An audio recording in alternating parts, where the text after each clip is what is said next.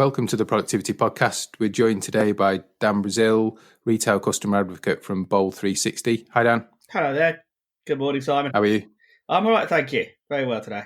Good. So we're going to have a look today, it'll be an interesting one this, on how AI and automation can create high-value touch points across customer journeys. Before we dive into the detail, can we find out a bit more about you, Dan? So what you've done, how you arrived at Bowl 360? Absolutely. How far back do I go? Well, I've always had a passion for technology. And I think my first experience really in terms of democratizing technology that was only available to a limited few was way back at the turn of the century in the late 90s. I was originally a record producer, sound engineer, and I used to have to hire out lots of expensive studios. And I then realized that some of this technology could be reduced to running off your own laptop, your own computer in your own studio. And that led me to have a string of successful records under my own name and various aliases in the UK garage scene. And it really saw me propel my desire to innovate, be creative. And one way or another, I left the music industry, but carried on wanting to help organizations leverage innovative technology. And I've worked for a number of SaaS companies over the last decade or so, helping them achieve their goals with the technology that's going to be agile enough to allow them to pivot in moments where business transformation is critical. So there are some parallels. You weren't probably expecting that as a starter for 10, but I've worked a lot over retail customers and the retail vertical. Maybe that was by more luck than design, but I've had the privilege to have worked with the likes of John Lewis, with Shop Direct for a number of years, and proud to count companies now like AO.com, Zalando, and Dyson as customers that we work with at Bold 360. And really, it's all about the unprecedented level of customer interactions that these companies have and how we can better serve them and help them make their experience more meaningful, more connected, and more immediate, I think. So those are some of the things that I'm occupied with at the moment. A range of experiences there going back, like you say, to a couple of decades from the garage scene through to AI and automation. So, interesting stuff. If we focus on retail, because that's where I really feel at home, and I think you do as well.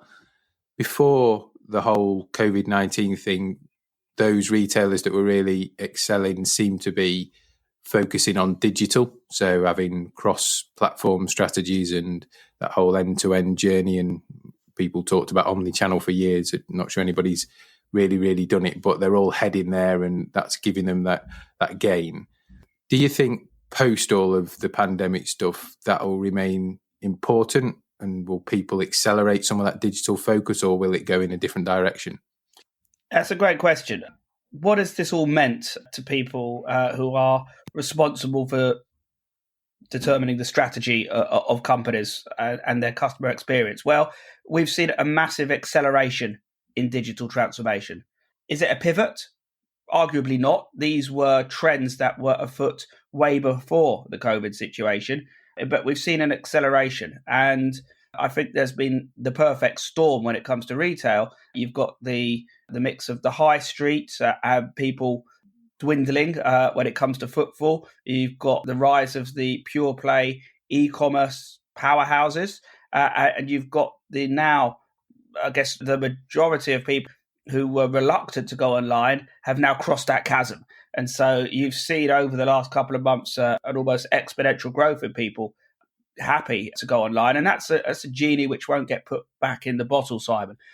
We've seen now, personally through the lens which I look at when I speak to customers, is how do we automate certain areas of the customer journey? How do we provide the kind of more predictive, more intent-driven at scale? And that's I think, the trend that's going to be here to stay. I think you're going to also start to see perhaps less of a silo mentality, which I think it has been the trouble. People talk about omni-channel, but it doesn't mean much to the customer.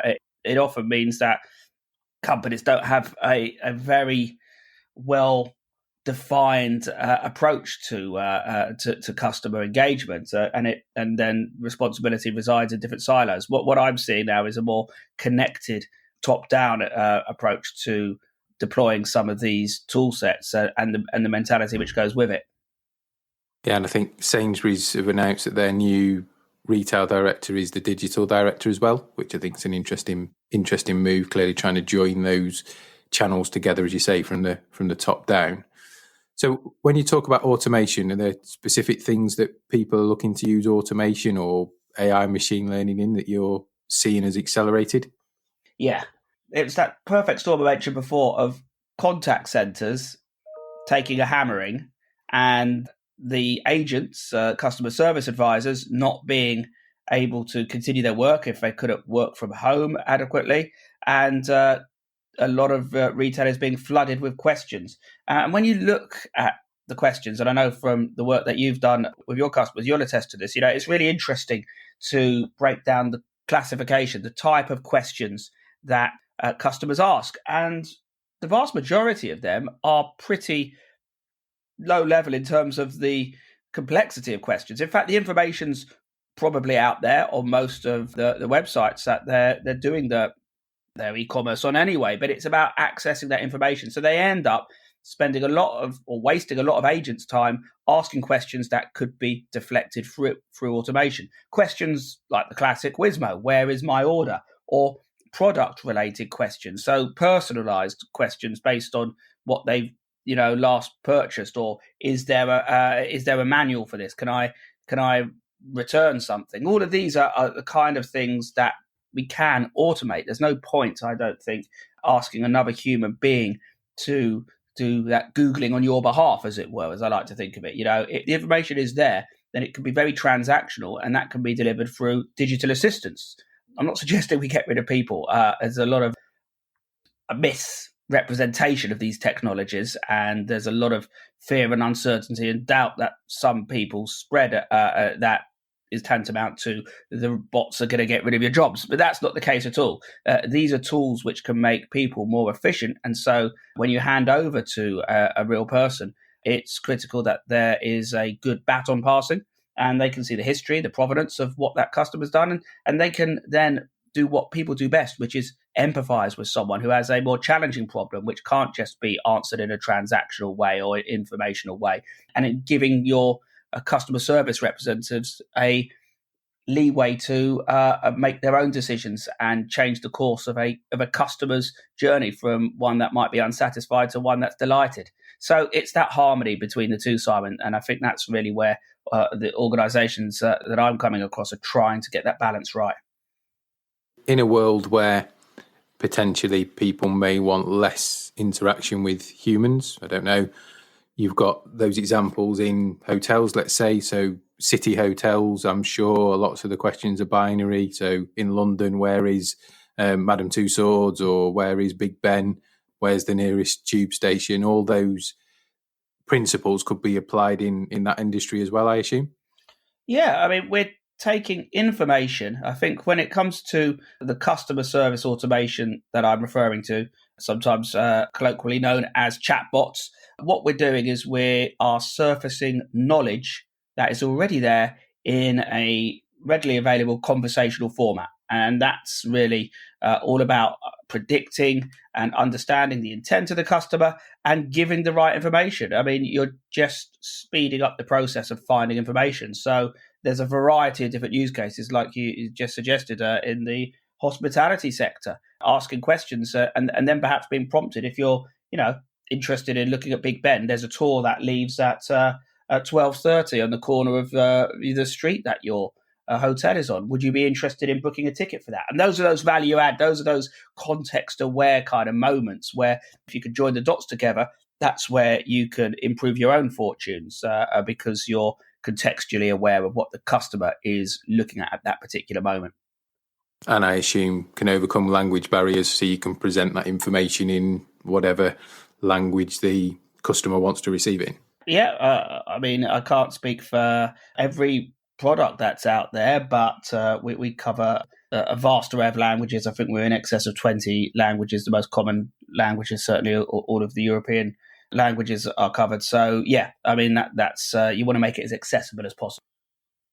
It's fascinating how it's going to play out. It really is. So on that note, there's been lots of great partnerships between retailers and suppliers, and I use the word partnership during lockdown because I think it extends beyond a customer-supplier relationship. So people have pulled together, they put screens in retailers quickly, they've mobilised queuing systems. Aldi, you've got the red and green traffic light thing going on now. Have you got any examples where you've mobilised quickly to support? Yeah, and I'm really pleased you've said partnership, because that's the relationship that I think retailers really want with a vendor or a provider, not just someone who is going to give them access to a piece of software, but someone who's going to take the time to get to know what they're trying to achieve, where the pain really is, and collaborate with them, listen to them, and help them understand the learnings from it, because these are not tool sets which are once and done. It's an iterative process, as I'm sure you can imagine what machine learning is about accumulating knowledge over time. Now, that said, we can be very quick and reactive to pressing situations. And there was such a situation with part of the Kingfisher home improvement empire. Over in Spain, the equivalent of B&Q is called Brico Depot. And in the early days of COVID, they had to shut down all of their stores, just like everybody in that sector did. And they didn't have any e-commerce provision at all. It was amazing, really. Within 2 weeks, they managed to spin up their e-commerce capability and started trading again. Yet there was no real customer service function to respond to a whole new world of questions that their customers were presenting them with.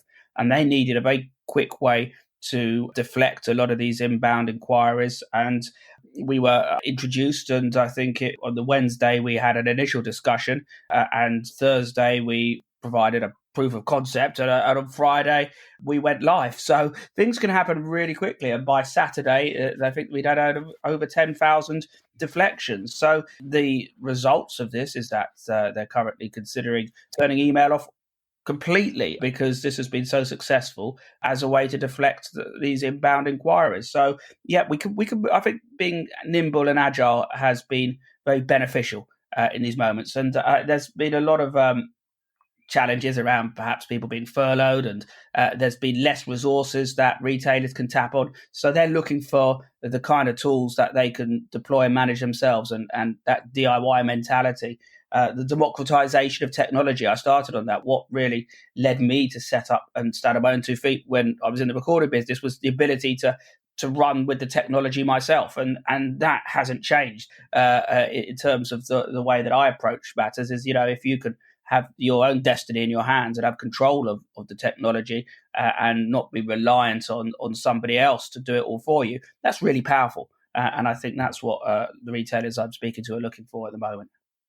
Yeah, and we've touched on a couple of the podcasts about there's an irony in times of darkness, world wars, etc. Innovation goes through the roof because people have to move quickly. They may try 10 things, 4, 6 of them stick, and they move on from the ones that don't, where in more normal times there may be more governance, more focus on the things that don't work, or a fear of what happens to those teams of people that work on those things don't work. So post, if we look forward maybe the next 6 months, do you think that these initiatives that have been put in place to cover a certain space of time will stick, and there'll be more innovation coming, or actually it will slow back down to the normal pattern and process, or bureaucracy will get in the way? Well, that's a great question. Are we going to see, first of all, I'm thinking, are we going to see a return to pre-COVID levels of customer engagement in, face-to-face kind of transactions? Are we going to see a return to footfall at the high street? No, I don't think we are. I don't think it's going to be as there's going to be as much digital e-commerce as we are seeing now, but it will subside, and with that, we will start to see perhaps a return to normality. But what is, I think, unequivocal is that people have started their journey to embracing these technologies, just as we've seen a vast spike in the demographic of people who've never done anything online before, who have now become comfortable with it. The same is true with customers in retail space, that they are now using these technologies and they're seeing the benefits for it. So I think this is something that's here to stay. And I did say earlier, this is an iterative process. I think anything to do with these technologies, the sooner you can get on it and start to create your own tapestry of data, the more insight you can glean from it, and the more powerful it will be over time. I think those people who are waiting for things to go back to a normal, who are not putting their pedal on the innovation accelerator, are going to be the ones that are going to be left behind. There are two types of people I come across: those who are, like we say, accelerating this journey, and those who are kind of sticking their head in the sands, and that's not necessarily going to be to the benefit of their businesses. So no, I hope organizations will stay agile. People talk about it a lot. Rarely does it always move as quickly as I've seen with certain examples, like the Brico Depot case. But I think there is an appetite and an acceptance that we can't, spend months and months cogitating on something when solutions can be deployed in days and, if not shorter periods of time. So if you were running in a retail organisation, what would be your priorities, let's say, up until Christmas? I know health and safety will be number one for everybody, so let's take that as a given.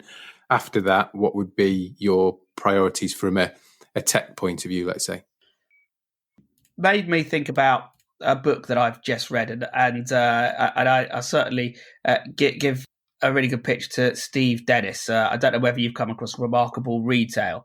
And he talked about the 5 forces of the present day challenge. And just before I answer these, we have to think about some of these forces that have arisen out of the coronavirus pandemic. And these are bifurcation. That's the continuation of the death of the middle. And that's a trend that we've seen over this past 10 years, and it's going to continue with these renewed aggressions. So retailers that are stuck in the middle, who don't have a defining characteristic or a great offering, are going to be declining fast. Now, that means to say, when you look at the department stores, I think they've taken some of the biggest hits in the fallout of what's happened with COVID.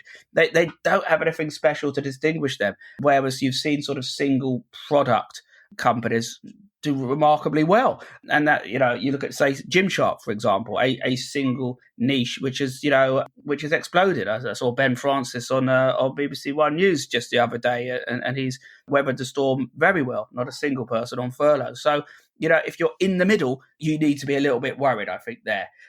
The second of the 5 forces he talks about is the acceleration. So in recognition of COVID, we force this digital disruption. We've been speaking about that already a lot. What we've seen, people are moving very quickly to that.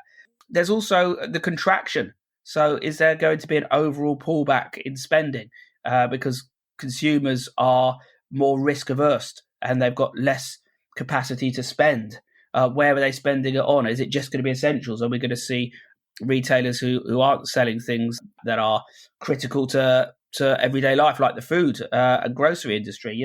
Why have they done very well? Because these are the essentials. So people, I think, are going to be more cautious around what they spend. So therefore, the offer has to be really right. So I think that's critical for retailers. And then there's a reallocation of where people spend, where the pie goes, and you're thinking around health and wellness areas and home office expenses. That's a new one as well. There's going to be whole new businesses that are springing up around this new normal when people are not going back to their old working patterns. So I think there's opportunities here to quickly understand what customer demographics are looking like now. I think there's certainly been a lot of disruption there. And then the last one is the consolidation force that he talks about. It's the spending and power that's become concentrated amongst those who are the last men standing, as he refers to it. So you're going to see a lot of stronger companies buying up the weak, and there's going to be some shifting around there. But we already see it. Pretty common to hear mutterings and rumours around Boohoo and who they might snap up next once another retail fashion house has gone under, or is looking like they're on the ropes. So you're going to see a lot of consolidation, I think, around there. So with that in mind, I think retailers have to be conscious about these challenges and make sure that they're aware of what they're doing and how their technology that they deploy relates to the customer experience. And that's what it comes down to. We need to be giving our customers the best experience that they can have, and trying to treat them as individuals at scale. And that's really where the technology can be pretty awesome in terms of helping them achieve that goal. Yeah, I think really interesting points and thought provoking. There's a couple of bits that resonate with me. One, that whole reallocation of spend.